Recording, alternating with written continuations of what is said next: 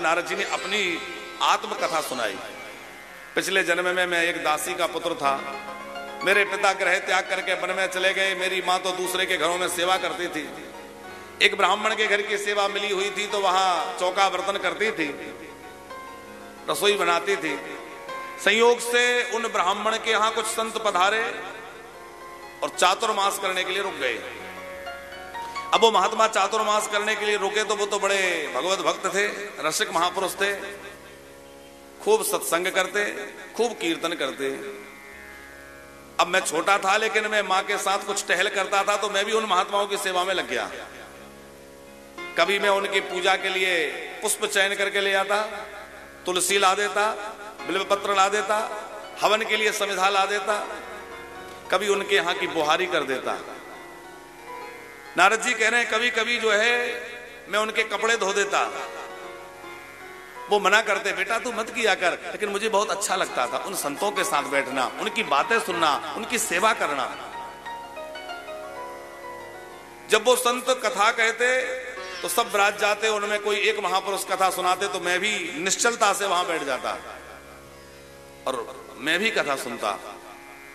सुनते सुनते मेरे अंदर ऐसा प्रेम प्रकट हो जाता कि जब वो कीर्तन करते तो मैं झूम झूम के नाचने लगता। खेल कूद में मेरी कोई रुचि नहीं थी, मेरे अंदर कोई चंचलता नहीं थी। पूरी तरह मेरा मन निर्विकार होकर के उन महात्माओं के सत्संग में लग गया और धीरे धीरे मेरा अनुराग बढ़ता चला गया।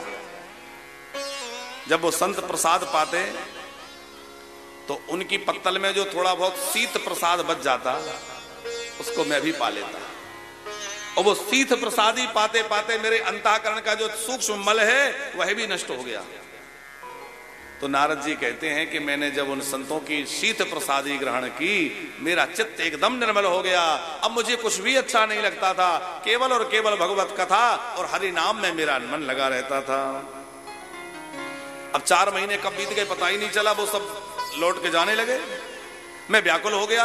आप जाएंगे तो मैं कैसे रहूंगा बिना कथा के, बिना कीर्तन के, बिना आपके दर्शन के।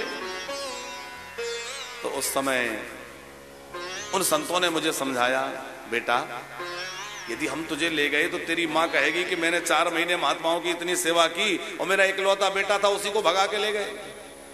ये बेचारी किसके भरोसे रहेगी, किसके सहारे रहेगी? तो तुम्हारा कर्तव्य है इसकी देखभाल करो, सेवा करो, बाद में तुम भजन करना।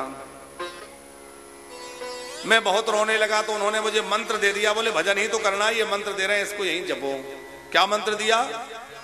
नमो भगवते तुभ्यं वासुदेवाय धीमहि प्रद्युम्नानिरुद्धाय नमः संकर्षणाय च। ये वासुदेव गायत्री मंत्र उन महात्माओं ने, नारद जी कहते हैं, मुझे दे दिया, मेरा नाम रख दिया हरिदास, और वो महात्मा चले गए। अब मैं खूब मंत्र जपता, मां की सेवा करता। धीरे धीरे समय बीता, मां की मृत्यु हो गई। मां की क्रिया करके मैं उत्तर दिशा की ओर निकल पड़ा। वो महात्मा तो मिलने वाले नहीं थे क्योंकि बहुत समय हो गया जाए हुए। अब जो है एक स्थान पर मैं थक कर बैठ गया, सरोवर में स्नान किया, पीपल के वृक्ष के नीचे बैठा था, मंत्र जप रहा था। उसी समय मेरे सामने एक दिव्य दृश्य प्रकट हुआ, नीला सा प्रकाश हुआ।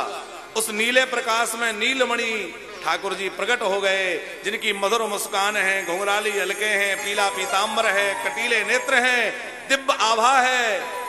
उस रूप को देख करके मैं दीवाना हो गया। जैसे ही हृदय से लगाने के लिए आगे बढ़ा तो वो रूप अदृश्य हो गया, ओझल हो गया। मैं व्याकुल हो गया, कहां गए कहां गए? तो आकाशवाणी हुई, हंता सुमन जनमनी भवान माम दृष्टुमर्हति अविपक्व कसायाणाम दुर्दर्शोऽहं कुयोगिना। बेटा अभी तेरे अंदर कुछ वासना शेष है, और भजन कर। इस जन्म में तुझे मेरी प्राप्ति नहीं होगी, अगले जन्म में तुझे मैं मिलूंगा। लेकिन राजपूत जी, इस प्रकरण से हमें बार बार एक बात याद आती है कि ये सतयुग की बात है। उस समय तो भगवान ने कह दिया कि इस जन्म में तुझे नहीं मिलूंगा। लेकिन कलयुग के भक्तों से भगवान ये नहीं कहते कि इस जन्म में नहीं मिलूंगा। कलयुग में तो जिन जिन ने भक्ति करी उनको भगवान प्रकट होकर इसी जन्म में दर्शन दे देते हैं। आप कहेंगे किसको? अरे मीरा को कितनी बार दर्शन हुआ? सूरदास जी के जीवन में कितनी बार ठाकुर जी आए? सूरदास जी रात्रि में पद गा रहे हैं, गाते गाते मध्यरात्रि आ गई। अब वो देखा कि सब लोग उठ कर चले गए, अकेले ही गा रहे हैं, तो सोचा कि चलो अपनी कुटिया में चलें। कुटिया की ओर जाने लगे तो रास्ते में कुआं था। अब उन्हें क्या पता कुआं है, चले जा रहे थे। ठाकुर जी से रहा नहीं गया, एक बालक बनकर आए और कहा बाबा यहां से नहीं यहां से आओ। हाथ पकड़ के ले गए और सूरदास जी ने पूछा बेटा कौन हो? बोले यहीं का एक ग्वाला हूं, इधर से निकल रहा था, आप कुएं की तरफ जा रहे थे तो मैंने कहा रास्ता दिखला दो। अब वो कुटिया तक ले गया बालक, तो बाबा के ध्यान में आया सूरदास जी के कि इतनी रात्रि में कौन बालक है? अरे ये बालक का स्पंदन बतला रहा है, स्पर्श बतला रहा है, ये कोई साधारण बालक नहीं है। जिसके पद गाते गाते जीवन बीत गया ये वही है। और जैसे इतना समझा तो सोचा कि अभी ये हाथ पकड़े हुए है, मैं जरा इसको हृदय से लगा लूं। उतने में ठाकुर जी, तो सूरदास जी ने कहा है बाह छुड़ाकर जात है निर्बल जान के मोए, और हृदय छोड़ जब जाने हैं, हृदय छोड़ जब जाएगा तो मर्द गिनूंगो, तो जब तो हृदय से निकल जाए तब जानो। बाह छुड़ाना तो सहज है। नरसिंह जी के जीवन में कितनी बार ठाकुर जी प्रकट होके आए? तुकाराम जी को प्रत्यक्ष कितनी बार दर्शन दिया? एकनाथ जी को कितनी बार दर्शन दिया? अरे कलयुग के भक्तों को भगवान ये नहीं कहते कि बाद में मिलूंगा कि अगले जन्म में मिलूंगा। कलयुग में तो जो भजन करना आरंभ करता है भगवान कृपा करना प्रारंभ कर देते हैं। इसलिए ये मत सोचो कि हम तो कलयुग में जन्मे हैं, क्या करें, ये बहाना नहीं चलेगा। कलयुग तो बहुत अच्छा समय है जिसमें भगवान बड़ी जल्दी मिलते हैं। इसलिए गोस्वामी जी ने बड़ी अच्छी बात लिख दी